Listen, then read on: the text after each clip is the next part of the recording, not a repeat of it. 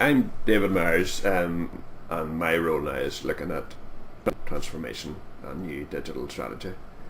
Lisburn and Castlereagh City Council came into being on the 1st of April 2015. We comprise 20 sites, stretching from Dundonald through Hillsborough, Moira, so covering an area of 17 miles or something like that between. And we have up to 1,000 employees. And we're servicing 134,000 residents. Yeah, all our functions really range from the normal street cleansing, bin collections, provision of leisure facilities, and part of my role, we're corporate services, so we're kind of supporting all the departments that provide the services to the residents. So corporate services as in IT, which I'm part of. Okay, probably cloud computing. We've most of our services we still have in-house the traditional way, but we've dipped our toe in the water for a couple of our main applications. The main one being Tascomi Environmental Health System, which we launched around about the same time as RPA, so that's been up and going now for about a year and a half. We moved from traditional in-house system, moved all the data over to the hosted system, and it really went all very smoothly. And it's been a very good experience for a hosted system, being one of our major systems. We also have Stars insurance system, smaller system, a few less people involved in that, but again it's been going for about 4 or 5 years, and that hosts all our insurance, people who lodge insurance claims against the council, so that is managed through that system. Right, so Tascomi, the Tascomi Environmental Health System, it really manages the, with dog licensing, there's food inspections, inspection of food premises, inspection of shops, control of dogs.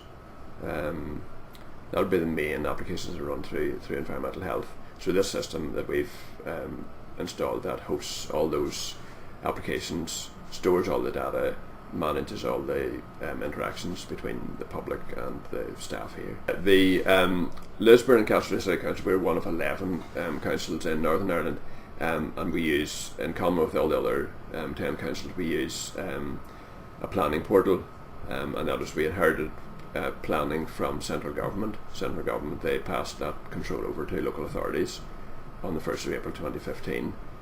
40 staff are here in the headquarters, and they use a planning portal, which is, they link through, we provided the network here, and they interact with that system through a planning portal, which is housed centrally by central government.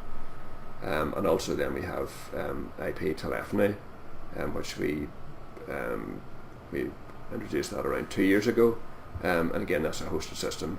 We moved away from traditional telephony to IP telephony, and that is on our IT network as well.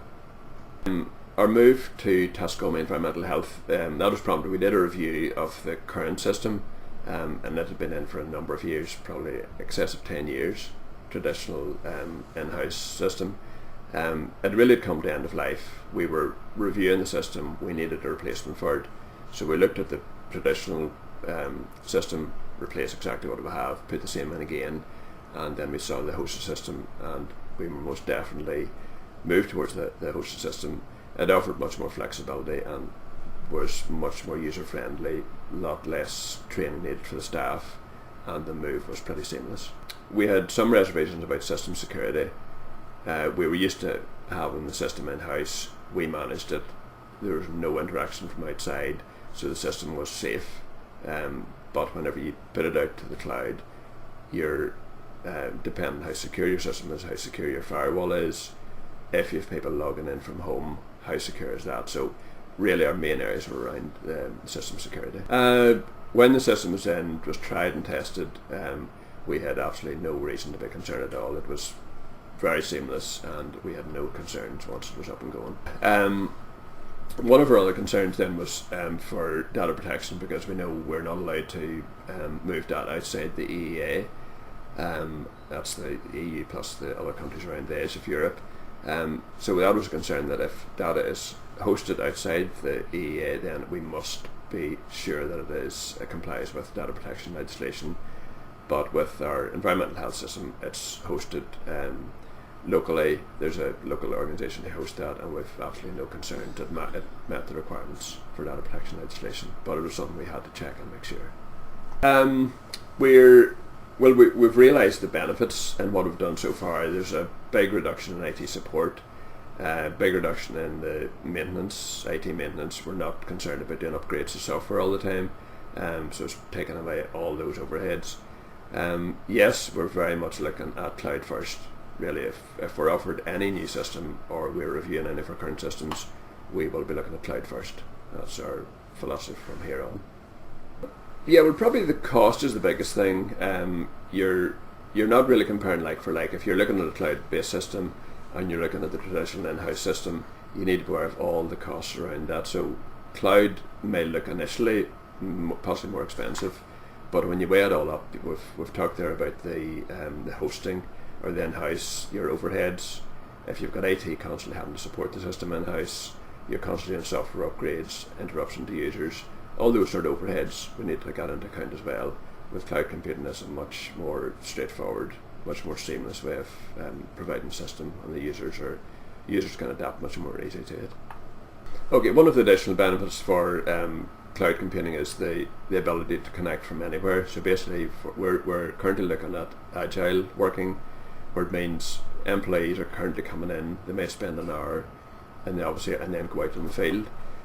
With cloud computing, they'll not need to do that. They can actually connect from home, go straight on to the job, and update in real time. So it means systems will constantly be updated rather than having to come in and update the traditional way. Okay, for cloud computing, one further thing needs to be taken into consideration is the internet pipe that the organisation has. It may set it, currently ours is 30 meg. If you add any more cloud computing systems on to that, you need to increase that. It needs to have that flexibility so that you can ramp it up to 1 gig or whatever, just to make sure everybody can connect. That's a key thing.